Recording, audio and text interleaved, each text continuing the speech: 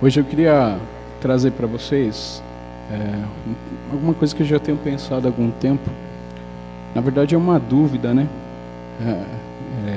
Como eu não sou pastor, né, formado aí, eu tenho direito a ter dúvida, né? Então eu tenho essa dúvida assim: Jesus, para mim, para você, Ele é Senhor ou Salvador? Uma questão delicada, e eu queria que você iniciasse esse tempo aqui pensando nisso. O que Jesus é? Ele é Senhor ou Ele é Salvador? Aí você pode falar as duas coisas, né? Então vamos pensar juntos. Você pode virar aí, Raquel. Uma das coisas interessantes que a gente tem reparado, não sei se você repara isso, mas nunca a gente, pelo menos desde que eu sou menino, né? A gente nunca falou tanto de política, de governo, de qualidade, há tanta coisa, e independente da tua corrente política, porque eu não sei, né? Cada um pode pensar, a política abre para a gente escolhas, abre para a gente opções. Mas uma coisa você há de concordar comigo: nunca se falou tanto sobre a qualidade do governo, né? Nunca se falou tanto sobre o fim que a gente tem que dar para nossas análises, né? E essa imagem que a gente coloca aí, tem tantas palavras aí, né? Algumas ofensivas, outras não. Mas a gente nunca falou tanto sobre governo, sobre os nossos comandantes, né? Pode virar, Raquel. Uma das questões que fica quando a gente fala de política, governo, são algumas sensações que podem vir ao seu coração, né? Pode ser desespero, que tem hora que você fala, mas o que vai acontecer mais? Né? Você fala, o que mais pode acontecer? Algumas vezes de raiva, né? Porque você quer pegar a pessoa e falar, olha, se eu pudesse, né? Deus que me perdoe, né? A gente já fala assim, né? Deus que me perdoe. Mas se eu pudesse, isso me irrita demais, né? E eu acho que talvez a sensação que depois de você passar por raiva ou por essa sensação de cansaço, sabe, assim, de não aguento mais, né? Falar disso, não aguento mais reclamar. Talvez a gente fique uma pergunta, né? Quem poderá nos ajudar, né? Quem é que poderia? O que a gente pode fazer para isso? Eu preciso de ajuda, né? Eu queria que você pensasse que esta questão do governo, ela é sim uma questão macro, tem a ver sim com uma questão política da nossa organização, mas ela tem também muito a ver com governo pessoal, né? Haja vista assim, a gente tenta, coloca pessoas e parece que nunca ninguém consegue nos salvar, né? Quando o governo é ruim, né? Quando o governo no caso do país inadequado, o que a gente pensa normalmente eu preciso pôr alguém que vá governar direito, né? É uma questão lógica. Se você não gosta ou não concorda com o governo atual, né? O lógico seria você trocar esse governo por alguém que conseguisse fazer isso, né? E normalmente a gente busca por uma pessoa que possa reverter isso e salvar-nos, né? Dessa coisa. Pois eu queria que você pegasse essa ilustração do governo político e trouxesse para a sua vida pessoal, né? Ok, podemos trocar os governantes da nossa política através do voto, mas como funciona essa questão dentro de você, né? Quem governa a sua vida? É uma questão que a gente pode trazer para cá, já que a gente não está em época de eleição e não vai poder votar. Talvez a gente tenha que pensar um pouquinho no governo da nossa vida. Pode virar, Raquel. Eu queria ler com vocês 2 versículos. Um está lá em Mateus 1:21, acho que está projetado aí. Diz assim: ela dará à luz a um filho, e você deve dar-lhe o nome de Jesus, porque ele salvará o seu povo dos seus pecados. Ela dará à luz a um filho, e lá em Lucas, né, uma outra versão, lá ela dará à luz a um filho, e você deve dar-lhe o nome de Jesus, porque ele salvará o povo dos seus pecados. Pode virar. Salvar, quando a gente fala que Jesus é Salvador, a gente tem algumas implicações, né, algumas decorrências disso. Salvar é retirar alguém de uma posição complicada e colocar ela numa melhor, né? Seja essa posição muito ruim ou pouco ruim, quando você salva alguém, quer dizer que essa pessoa não tinha uma condição que ela poderia se manter. Se ela continuasse ali, ela ia, como dizia minha avó, perecer, né? Salvar implica nisso, em tirar uma pessoa de uma condição complicada.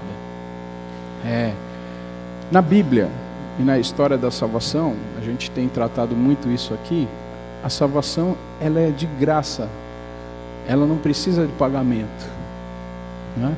Até porque nos parece que no nosso caso pessoal, a salvação ela não vai ter, a gente não tem como nos salvar, né? A gente não tem competência para isso. E um terceiro aspecto da salvação na Bíblia é que ela está disponível para todo mundo, né? De uma certa forma. Qualquer homem que com a sua boca confessar que Jesus Cristo é o Senhor, né, e crer que ele ressuscitou dentre os mortos, ele pode ter a salvação. Queria que você lesse esse versículo aqui, Efésios 2, 4. Todavia, Deus, que é rico em misericórdia,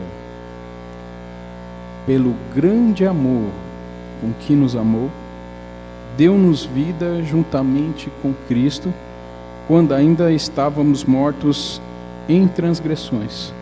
Pela graça sois salvos.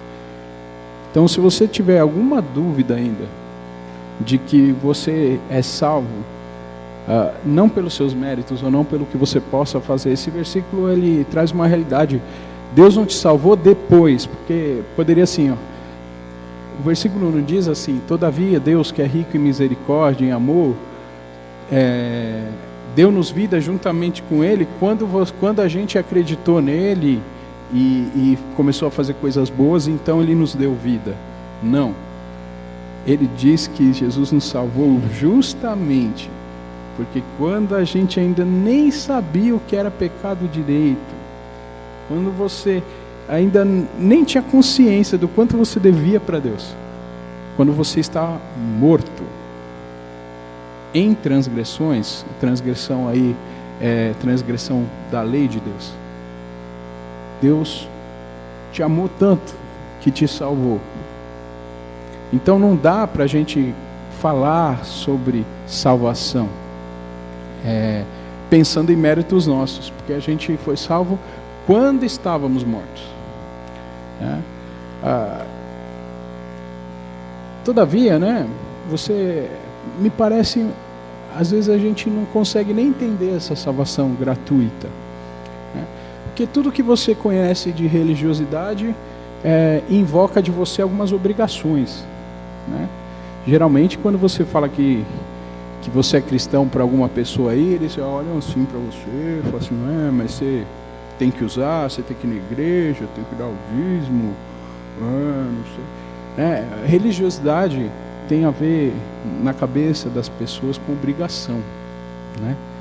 E quando você fala salvação é de graça, você não precisa fazer nada, né? Às vezes até para nós é difícil, a gente fica achando que a gente tem que resolver alguma coisa, né? Então eu queria que você guardasse: salvação, Jesus Salvador, implica em tirar você de uma situação complicada, implica em essa salvação ser de graça para você. Guarda isso. Vamos para outra página aí do Jesus é Senhor. Eu queria que você lesse. Se você tiver dúvida se Jesus é o Senhor, abre em qualquer carta de Paulo, qualquer carta de Pedro, e você vai ver que a ideia na Bíblia é que Jesus é Senhor, né? E eu trouxe alguns versículos para a gente poder ler, para tentar entender um pouquinho isso melhor. Lá em Efésios 1, versículo de 20 a 23, diz assim: esse poder, ele aqui é Deus, tá, no contexto. Esse poder ele exerceu em Cristo, ressuscitando-o dos mortos e fazendo-o assentar-se à sua direita, nas regiões celestiais, muito acima de todo governo e autoridade, poder e domínio, e de todo nome que se possa mencionar, não apenas nesta era, mas também na que há de vir. Deus colocou todas as coisas debaixo dos seus pés e o designou como cabeça de todas as coisas para a igreja, que é o seu corpo, a plenitude daquele que enche todas as coisas em toda e qualquer circunstância. O que Deus fez através de Jesus não foi só crucificar e matar Jesus por nós, né? Ele fez muito mais. Ele ressuscitou e colocou à direita, e colocar à direita aqui é um símbolo de colocá-lo como primeiro, né? E Paulo, ele tem palavras assim que mexem com a gente, né? Ele fala assim, olha, ele deu um nome que é muito acima de qualquer nome que você possa mencionar hoje ou lá na frente. Ele é acima de domínios, ele é acima de poder, né? Ele é a plenitude, ele enche todas as coisas, em qualquer circunstância, em toda e qualquer circunstância. Queria ler mais um versículo com você que está lá em Apocalipse, alguns. Lá no finalzinho de Apocalipse, depois que se conta toda a história do que há de vir, a gente chega nesses versículos e diz assim: não vi templo algum na cidade, pois o Senhor Deus Todo-Poderoso e o Cordeiro são o seu templo. A cidade não precisa de sol e nem de lua para brilharem sobre ela, pois a glória de Deus a ilumina, e o Cordeiro é a sua candeia. As nações andarão sobre a sua luz, e os reis da terra lhe trarão a sua glória. Suas portas jamais se fecharão de dia, pois ali não haverá noite. A glória e a honra das nações lhe serão trazidas. Se tem uma coisa que você não pode ter dúvida, é que Jesus é Senhor. Jesus comanda e vai continuar comandando. Aqui uma figura bonita, porque diz que o comando é tão grande, é tão... não sei se você consegue imaginar essa cena, porque Apocalipse tem mais a ver com você imaginar, né? Imagina essa cena, tem uma cidade onde não precisa de templos, porque o próprio Deus está lá. Não precisa de luz, não precisa de luminares, porque Deus é a sua luz, né? As nações, todo mundo vai ser governado pelo mesmo governo, né? E toda a honra e toda a glória que existe na terra vai ser trazida para Deus. Jesus é Senhor e vai continuar sendo Senhor. Gente, virando a tela, dizer que Jesus é Senhor implica em algumas coisas.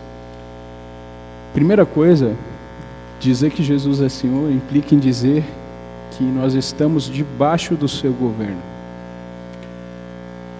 Eu não posso falar que Jesus é Senhor se eu não ligo para o que Ele diz. Implica também assimilar as diretrizes de Deus, ou assimilar o que Ele nos ensinou, entender. E num terceiro aspecto, dizer que Jesus é Senhor implica em eu viver isto, implica em eu e não é os outros. Eu preciso dizer que Jesus é Senhor. Não adianta eu falar que Deus é o meu Senhor e viver sobre a diretriz de outro governo.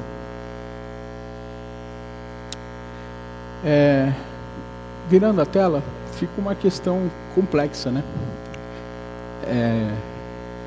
Se Jesus veio para ser o meu Salvador, me dando a salvação de graça, por que aceitá-lo como Senhor, me submetendo ao seu governo, parece que a gente fala assim, ó, a salvação é de graça, mas não é tão de graça assim, porque você tem que se submeter ao governo de Deus.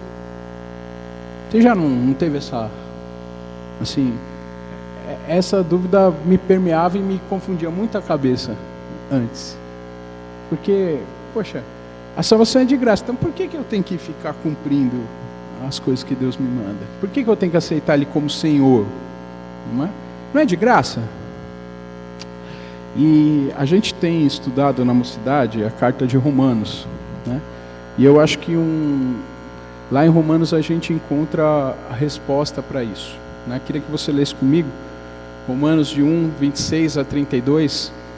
Romanos até o capítulo 3 vai te trazer um extrato do que é a humanidade. Romanos até o capítulo 3, versículo 20, Paulo faz um detalhamento do que é o homem, né? E parte dele está aqui. E ele vem falando, olha, embora Deus tenha se mostrado o seu poder, a sua riqueza, pode ser percebida na criação e tal, embora conhecendo Deus, aí ele entra aqui, né? Ele fala assim, o pessoal não reconheceu Deus como Deus. Dá para entender isso? Basicamente, os homens não conseguem reconhecer Deus como Senhor, nessa visão de Paulo. E aí ele entra aqui. Por causa disso, Deus os entregou a paixões vergonhosas. Até as suas mulheres trocaram as relações sexuais naturais por outras contrárias à natureza. Da mesma forma, os homens também abandonaram as relações naturais com as mulheres, se inflamaram de paixão uns pelos outros, começaram a cometer atos indecentes, homens com homens, e receberam em si mesmo o castigo merecido pela sua perversão. Além do mais, visto que desprezaram o conhecimento de Deus, Ele os entregou a uma disposição mental reprovável para praticarem o que não deviam. Queria parar aqui. Você viu que eu grifei duas palavras aí, que na verdade é uma só, né? Eu grifei a palavra entregou.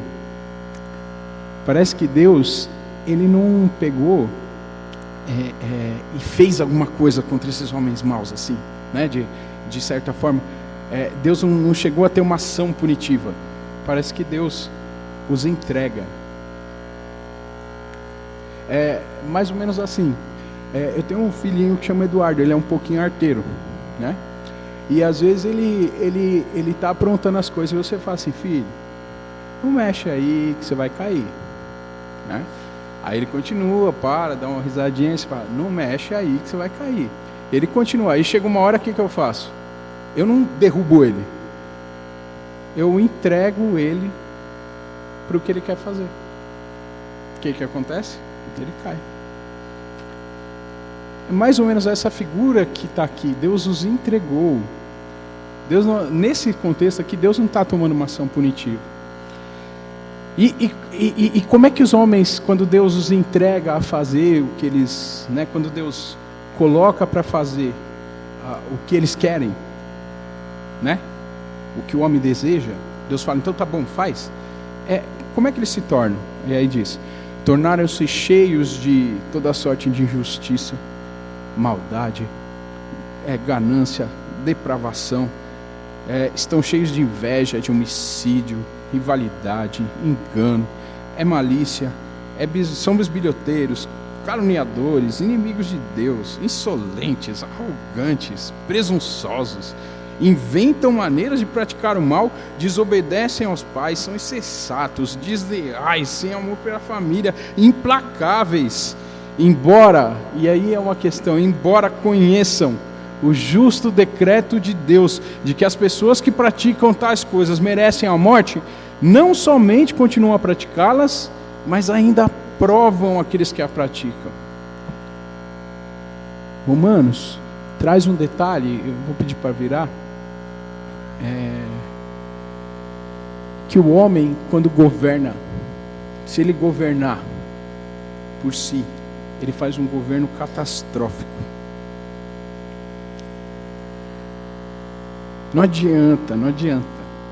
Se o homem governar, lá no fundo, não estou dizendo que a gente não tem ações boas, mas com certeza, esse extrato de Paulo em Romanos, ele pode ser aplicado a mim e a você de alguma forma. Jesus veio te salvar de um governo catastrófico. Ele veio fazer um impeachment aí na sua vida, né? Veja aí, eu queria ressaltar 24, por isso Deus os entregou a impureza sexual segundo os desejos pecaminosos dos seus corações. Deus aí, ele meio que falou, não para, então vai. Em Gênesis 6:5, quando Deus resolve ali destruir a terra lá com dilúvio, aquela questão toda, Deus faz um retrato interessante.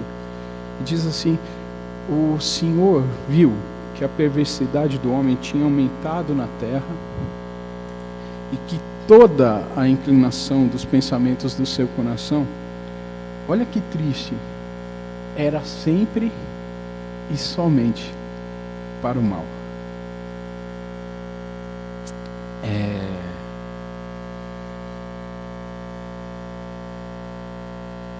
Se você parar para reparar em quem governa a sua vida,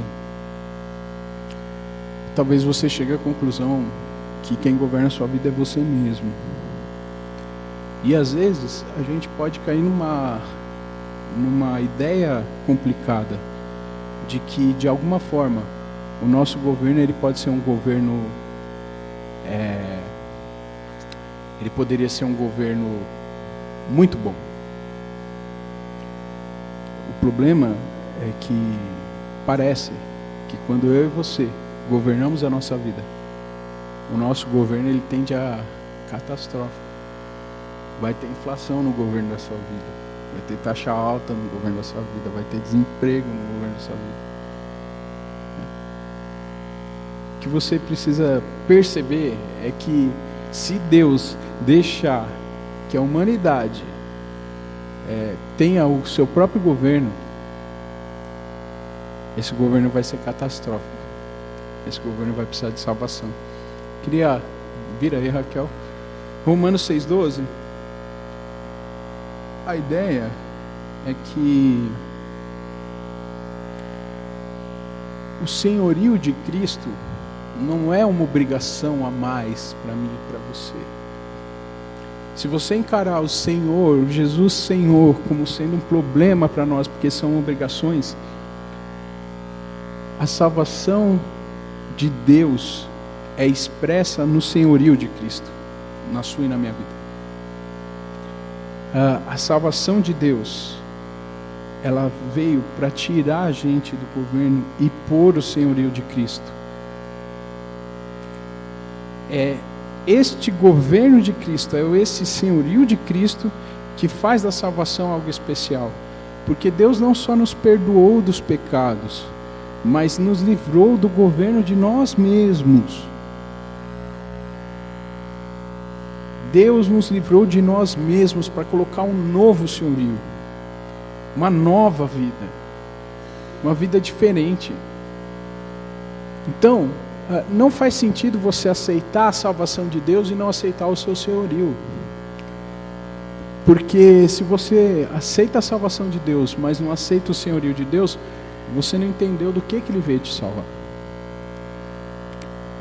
Jesus veio salvar a gente da entrega para o jeito que a gente acha que a vida deve ser vivida.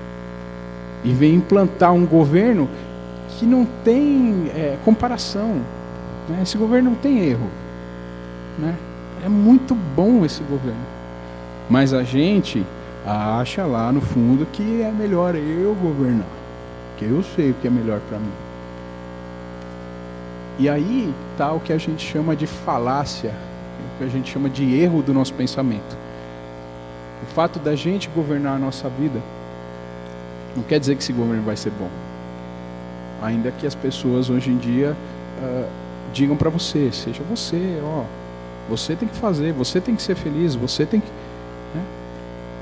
Né? A salvação de Deus vem pelo senhorio de Cristo. Portanto, não permitam que o pecado continue dominando os seus corpos mortais, fazendo que vocês obedeçam aos seus desejos. Não ofereçam os membros do seu corpo ao pecado como instrumentos de injustiça que é o que você faria se Deus não estivesse contigo. Antes, ofereçam-se a Deus como quem voltou da morte para a vida, como quem saiu de um problema e ganhou uma coisa muito melhor. E ofereçam os membros dos seus corpos a Ele como instrumentos de justiça, pois o pecado não os dominará. No nosso contexto, o pecado não nos governa mais, porque vocês não estão debaixo da lei ou debaixo da acusação, mas debaixo da graça de Deus. E a graça de Deus é muito mais do que um rabiscar do seu pecado. A graça de Deus ultrapassa isso. Ela vem para te dar uma nova vida, um senhorio, uma coisa bacana para ti. Pode virar aqui, ó. Se somos pecadores e caso Deus nos deixasse livres para fazermos o governo das nossas vidas, talvez a gente teria o governo mais catastrófico da história. Deus, em sua bondade, não traz não só o perdão dos pecados, de graça, mas oferece um novo governo, onde o Senhor é Cristo, onde sua lei reina e é boa e suficiente para uma vida nova. A gente precisa entender isso, porque senão, cada vez que vier alguma coisa do senhorio de Cristo que é contrário ao que eu penso, eu vou sofrer demais, porque eu acho que aquilo é ruim para mim, aquilo é um cercear da minha vontade. Não. Deus vai colocar o seu mandamento, a sua santidade, a sua vida nova para você. Ele não quer te policiar, Ele não quer te cortar, Ele não quer deixar você cheio de restrições. Ele quer te libertar da sua vida. Quer libertar você de um governo complicado. Algumas aplicações para a gente acabar. Primeiro, cuidado com o governo da sua vida. Eu sempre falo sobre isso. Olhe para as suas atitudes e reflita bem quem é que governa a sua vida. É só olhar. E você vai ver quem governa a sua vida. Tome a consciência de que o governo de Cristo é bom e agradável. A Bíblia diz que para você conhecer qual é a boa, perfeita e agradável vontade de Deus. Isso está lá em Romanos 3 também. Não, Efésios 3. Depois você pode ler na sua casa. E essa vontade boa, perfeita, que ela não seja para mim e para você falar, a vontade de Deus é boa. Que ela seja alguma coisa que você acredita de verdade, que isso entrou em você. Que seja algo que seja tão íntimo, que não seja só uma palavra, ela é boa, ela é perfeita. Não, ela é um governo diferente para o qual você foi salvo. Se você reparar, tem pessoas que não estão sobre esse governo de Cristo. E talvez você tivesse que ter essa consciência. Poxa, ele precisa vir para cá, ele está num governo tão ruim. Confie mais e mais na proposta de governo de Deus. Isso é difícil. Porque, pelo fato da gente ser pecador, a gente entende que a proposta de Deus não é bacana. A última coisa que eu queria deixar para ti: aumente o seu relacionamento com Jesus. Só assim o governo dele vai impactar de verdade a sua cabeça e o seu íntimo. Não dá para a gente querer viver sobre o senhorio de Cristo sem a gente se relacionar com Ele.